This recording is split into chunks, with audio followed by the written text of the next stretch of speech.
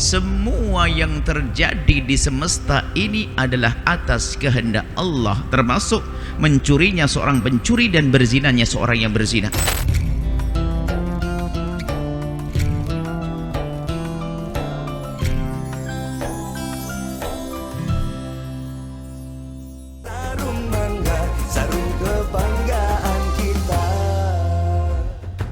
Bangga bersarung mangga. Berkata Imam Haddad rahimahullah ta'ala, nafa'ana Allahu bihi wa bi'ulumihi wa bi'ulumi masyayikhihi wa talamidati fid dharain, amin. Di dalam hikmah yang ke-8 ini beliau berkata, naza'al aqdar,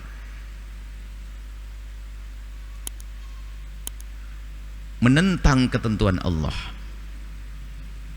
melawan ketentuan Allah, tidak terima dengan ketentuan Allah, protes dengan ketentuan Allah, lain kan kurang ajar. Seolah menyalahkan Allah. Kenapa ya Allah harus begitu? Siapa yang disifati oleh Imam Haddad naz al-aqdar? Ada qadar. Qadar, pembahasan iman, qada dan qadar. Kita harus ke sana dulu. Qada, qadar. Qada sebagian menyamakan qada dan qadar sama, sebagian mengatakan qada beda dengan qadar. Tapi penjelasan para ulama untuk mempermudah, qada dan qadar memang satu paket.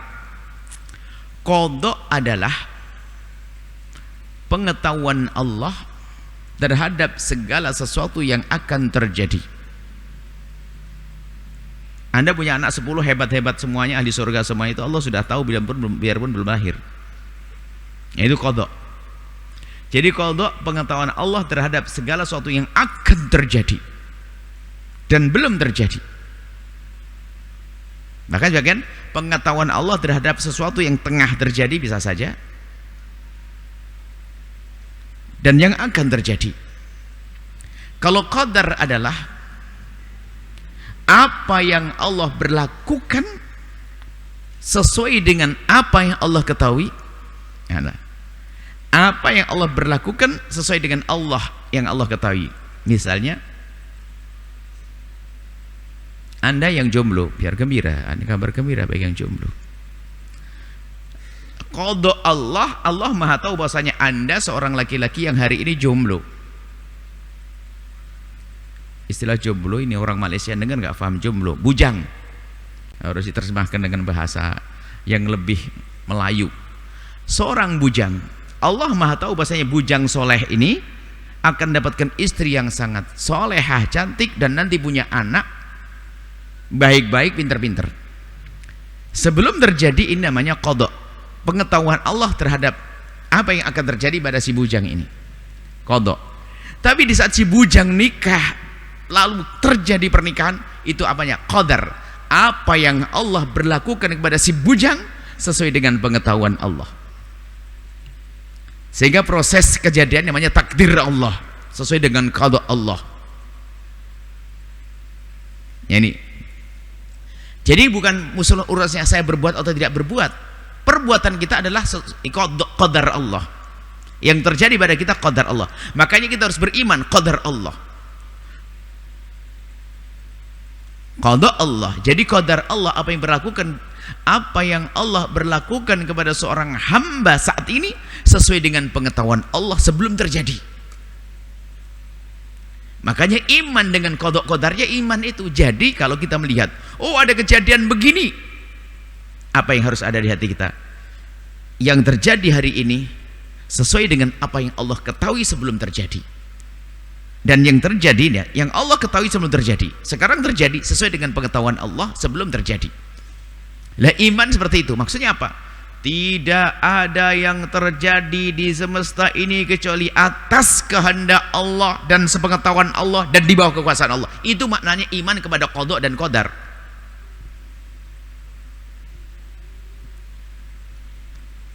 Iman kepada qada dan qadar. Makanya kita harus ridho. Ridho itu nerima dengan qada dan qadar. Jangan salah memahami ini. Semoga Allah menjauhkan kita dari bermacam-macam kehinaan. Ada orang berzina, dia terjadi zina ini qadar. Apa yang Allah berlakukan pada seorang hamba itu dengan zina sesuai dengan pengetahuan Allah. Sebelum berzina Allah sudah tahu, itu qadar Allah. Dan kita harus rela ridho dengan apa yang Allah berlakukan, bukan ridho dengan zina. Tolong, ketentuan Allah, maksudnya ridho dengan ketentuan Allah itu tidak boleh memprotes apa yang Allah berlakukan pada seorang hamba. Maka setelah itu tidak boleh kita menyalahkan, kan sudah takdir, kan dari Allah. Ini biasanya menyalahkan Allah. Tidak, maka di sini jangan menyalahkan Allah. Jadi seseorang melakukan naudzubillah sebuah dosa, itu tentu dengan ketentuan Allah, dengan kehendak Allah. Selagi tidak dikehendaki Allah, tidak akan terjadi. Dan itu sudah sesuai dengan qada qadar Allah. Maka kita harus ridho. Ridho itu maksudnya rela, tidak perlu memprotes apa yang berlakukan. Tidak perlu, kenapa ya Allah kau jadikan aku begini ya Allah? Kenapa ya Allah kau jadikan aku begini? Kenapa kulitku tidak putih kayak dia? Kenapa aku ini? Menyalahkan Allah tidak boleh. Baik, maka istilahnya Pak, kita harus rela nerima apa yang Allah berlakukan pada seorang hamba di saat dia melakukan zina. Menerima bahasanya ini adalah ketentuan Allah, bukan menerima, bukan ridho, rela senang dengan perbuatan zina. Ridho bil qada la bil maqdi. Rela dengan ketentuan Allah, tapi kita harus tidak rela dengan apa pekerjaannya dilakukan. Maksudnya kita membenci pekerjaannya karena Allah membenci. Allah mengajari, menyuruh kita untuk membenci pekerjaan jelek tersebut. Tetapi tidak boleh kita menyalahkan Allah, sebab ini pembahasannya nanti bahasan akidah panjang. Semua yang terjadi di semesta ini adalah atas kehendak Allah, termasuk mencurinya seorang pencuri dan berzinanya seorang yang berzina, membunuhnya seorang pembunuh atas di kehendak Allah. Di saat orang salah memahami kehendak Allah dan kehendak dirinya, maka dia menyalahkan Allah dan berkata, kan ini kehendak Allah, kenapa aku disalahkan? Wong Allah menghendaki saya berbuat dosa. Betul, Allah menghendakimu seperti itu. Tapi ketahuilah, yang kamu dianggap dosa itu, yang bakal dihukum oleh Allah itu, yang juga ada kehendak di dalam dirimu. Yang Allah memberikan kehendak pada dirimu, kemudian dengan kehendakmu itu kamu berbuat, maka kau akan dihukum sesuai dengan kehendakmu. Maka seorang yang diperkosa tidak dosa dia. Orang tidur lindur bunuh orang nggak dosa dia, karena tidak dengan kehendaknya. Maka yang akan dihukum dan dosa adalah dengan kehendaknya dia. Orang mabuk dosa besar. Tapi ada orang nuangin, kirain teh minum, glek minuman keras, mabuk, nggak dosa, dia nggak tahu, karena tidak sesuai dengan kehendaknya minum itu. Beda. Jadi kehendakmu itu ada. Yang mengingkari kehendaknya hanya orang yang dia tidak punya kesadaran, bisa dikatakan gila. Siapa yang tidak punya kehendak? Semua orang punya kehendak. Aku ingin ini, aku ingin itu, aku ingin ini. Itu kehendakmu. Dan kehendakmu tidak akan terjadi kalau Allah tidak menghendaki itu terjadi. Yang jelas Allah menghendakimu berkehendak, maka dengan kehendakmu inilah engkau berkehendak, dan engkau akan ditanya karena kehendakmu itu.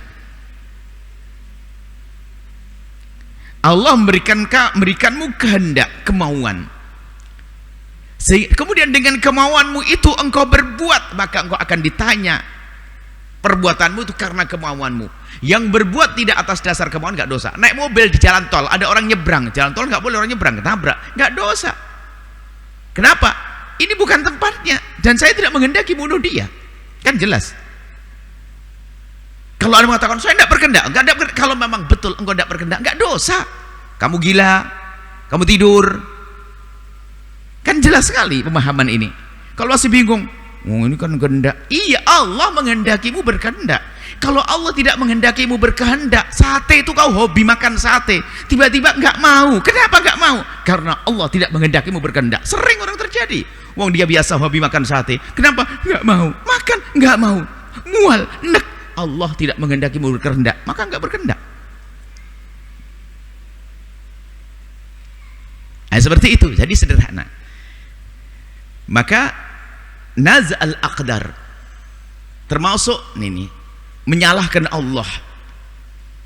Yang siapa? Man istaqbaha min akhi, yang menganggap jelek dari saudaranya, menjelekkan saudaranya, ma la yadkhulu tahtal ikhtiyar, sesuatu yang dia tidak mampu untuk menghindar dari hal tersebut.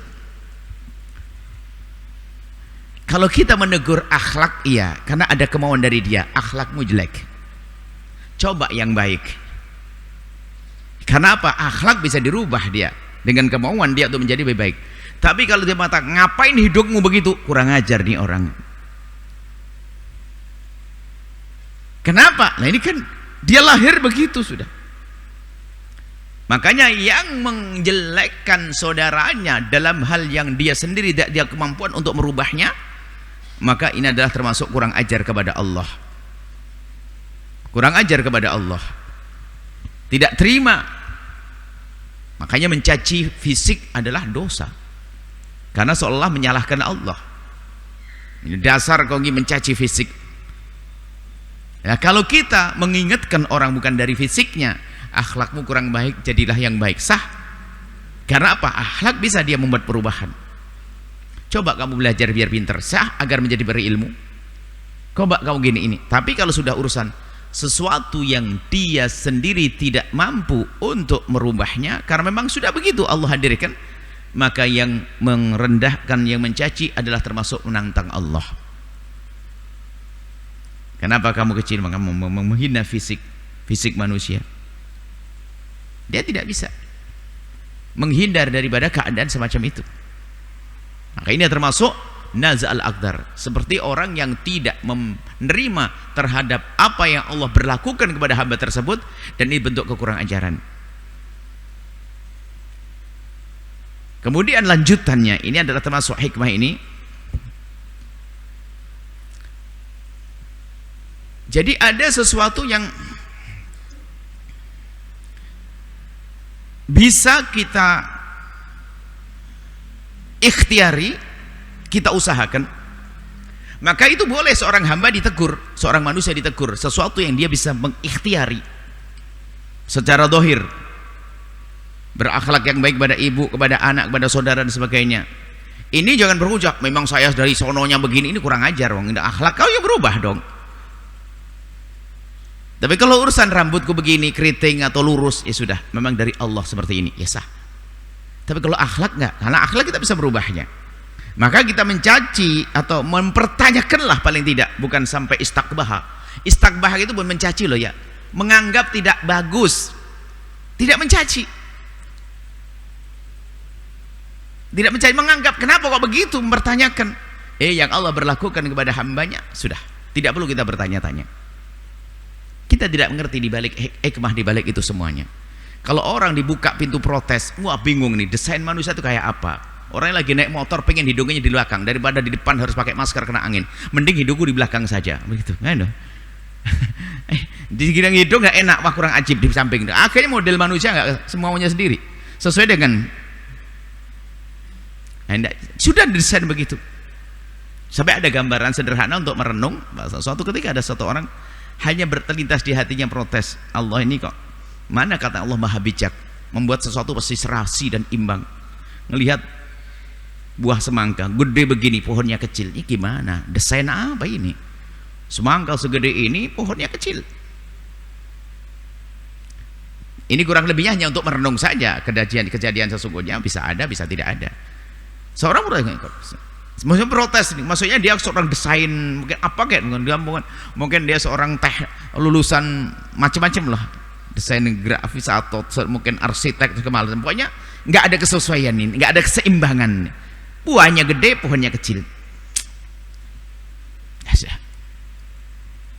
Akhirnya dia ngantuk capek, tidur di bawah pohon kurma. Dia aja mikir, ini malah pohonnya gede begini, kurmanya kecil-kecil, ini berdesain apa ini?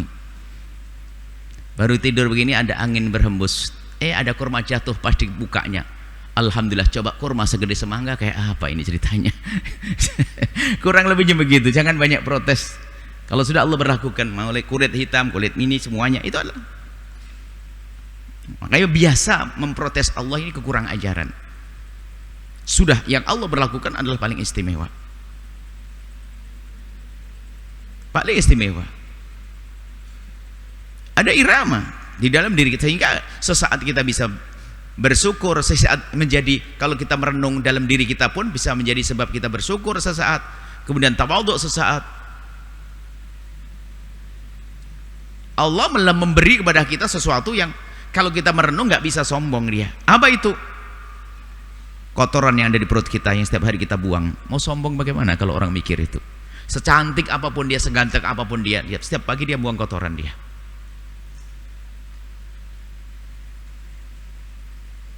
Membuang kotoran dia, di dalam perutnya pun kotor dia. Bahkan sebelum kotoran buang, anginnya dibuang, sudah tidak elok semuanya, tidak ini. Biar tawadhu dia. Tentu dia ada hikmah di balik itu semuanya. Mungkin orang saya pengen makan sekali, tidak usah lapar-lapar selamanya. Ya, Anda tidak bisa menikmati bakso, soto segala macam karena sudah kenyang dari kemarin sudah. Loh, ternyata lapar ini adalah juga keindahan yang Allah berikan muqaddimah untuk makan enak, makan lahap di rumah kita. Mau protes apa? Saya banyak kerjaan, kenapa harus ngantuk? Tidak diberi ngantuk betul. Pergi ke dokter dia, bayar ratusan juta dia. Sudah jangan protes. Ini banyak orang ini gaya protes merugikan dia. Allah berlakukan. Kalau memang ada sesuatu yang kurang, maka itu adalah untuk kesempurnaan yang lainnya.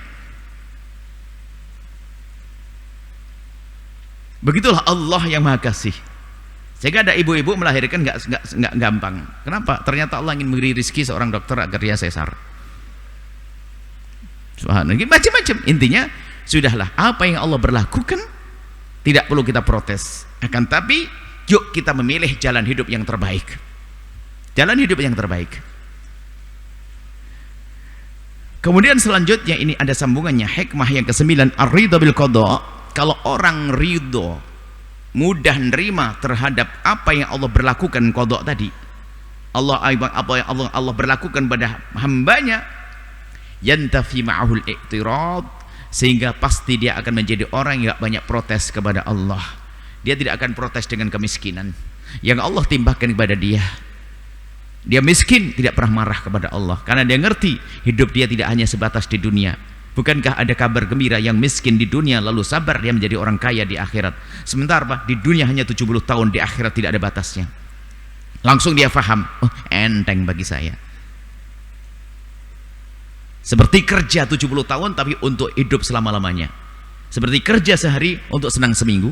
Kerja di dunia 70 tahun, 80, 90 untuk selama-lamanya. Yantafi ma'ul i'tirad. Kalau sudah orang membiasakan diri dengan menerima, selalu bicara pasti ada hikmahnya. Anak badung, bandel dan seterusnya. Tidak perlu dia marah kepada Allah. Kenapa ya Allah kau kirim aku anak semacam ini? Tidak. Allah akan mengangkatmu dengan semangatmu di dalam mendidik. Kalau orang lain mendidik hanya sekedar ngomong sekali, tapi engkau sudah ngomong, berusaha keluar duit dan sebagainya, biar lebih gede pahalamu. Nah ini ada hikmah di balik itu semuanya.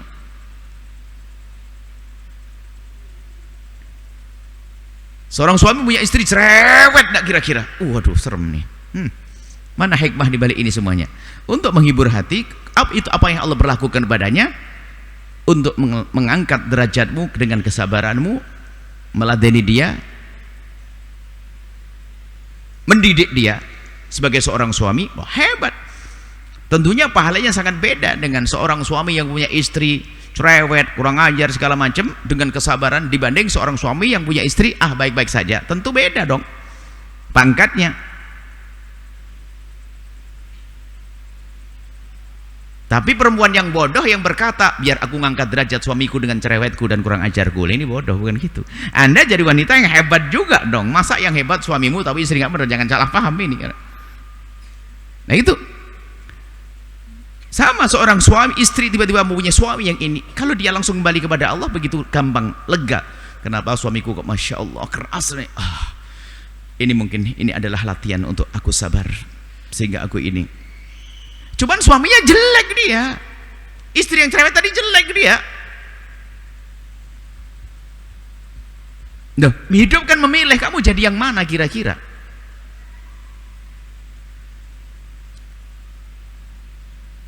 Dalam kehidupan ada orang dipukul dan memukul, ada orang dibunuh dan dibunuh, ada orang dizalimi dan menzalimi. Kenapa ada orang dizalimi? Ada orang zalim. Kalau kita melihat sebuah kezaliman, kita harus ingkari kezaliman dan harus kita bebaskan, harus kita jauhkan kezaliman. Tapi di saat kezaliman itu terjadi pada kita ada sisi lain. Ya, kita tidak boleh kita nyerah. Kita berusaha untuk melawan kezaliman. Tapi begitu mudahnya ahli iman menghibur. Di samping dia berjuang memerangi kezaliman, dia berkata, tidak ada musibah yang Allah timpakan kepada seorang hamba kecuali karena Allah ingin mengangkat derajatnya. Sehingga sambil dia berjuang, dia sudah merasa bahwasanya dia akan mendapat sesuatu yang besar dari Allah. Sehingga di saat seorang istri tadi menemu suami yang kasar dan sebagainya, biarpun itu adalah suami bodoh, suami yang masuk bodoh kasar sama istri marah-marahan sama suami adalah kehidupan yang bodoh itu. Ini termasuk tahun ini adalah tahun harmonis, kita menghimbau rumah tangga yang indah. Jangan ada caci maki, jangan ada oloan, jangan main cemberut, jangan main tidak ada. Cuman jika di saat seorang suami menemukan istri semacam itu, maka dia tetap mendidik, akan tapi untuk menghibur diri dengan kesadaran apa yang Allah berlakukan. Itu adalah sudah jangan banyak tanya. Sehingga dia hanya berkata, tentu ada hikmah di balik istriku yang seperti itu. Tentu ada hikmah di balik suamiku. Sehingga apa? Dia akan memudah menata hati, sehingga akan muncul kesabaran. Dengan kesabaran itu akan membuat reaksi positif lagi pada orang yang yang telah berbuat jahat kepada dia, yang zalim kepada dia. Ini adalah apa yang Allah berlaku pada seorang hamba. Bukan kerja marah, ya Allah, kenapa kau beri aku suami seperti itu? Ya Allah, kau tidak adil. Temanku yang seperjuangan denganku, suaminya baik banget, tapi aku, ya Allah, nasib. Bukan begitu.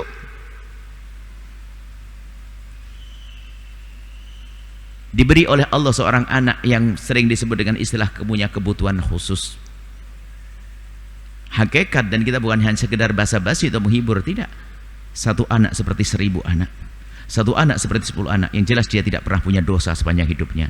Dia adalah ahli surga yang berjalan di atas bumi. Memang seorang ibu di hadapan orang lain mungkin punya anak semacam itu, tapi hakikatnya seorang ibu ini, biar lega hatinya, hakikat dia anak tidak punya surga. Dan sebetulnya dia biarpun umurnya sudah 11 tahun, 15 tahun, kalau anak orang lain sudah bisa berjalan, tapi dia masih kadang digendong, maka ketahuilah, itu pengangkatan derajat yang tinggi untuk ibundanya. Kalau faham makna ini, lihat, apakah akan ingkar dengan apa yang Allah berlakukan kepadanya? Tidak. Sehingga dalam keadaan seperti apapun, seorang hamba beriman begitu mudah bersyukur. Mensyukuri karunia. Mendapatkan ujian sakit, bersyukur. Mendapatkan ujian kekurangan, bersyukur. Dia melihat sisi positif yang Allah berlakukan kepadanya. Ridha bil qada. Di saat dia melakukan maksiatan, langsung dia ridha dengan apa yang Allah berlakukan. Ini apa yang Allah berlakukan kepadaku, dan aku tidak akan menyalahkan Allah, akan tapi aku akan salahkan diriku sendiri. Kenapa aku berbuat semacam ini? Lalu dia berusaha untuk berubah. Bukan langsung, ini kan dari Allah, ini kan dari Allah. Bukan begitu. Dia ingin membuat perubahan dengan apa yang Allah berikan kepadanya, akalnya, ya, kemudian usahanya untuk menjauh dari ketidakbaikan tersebut.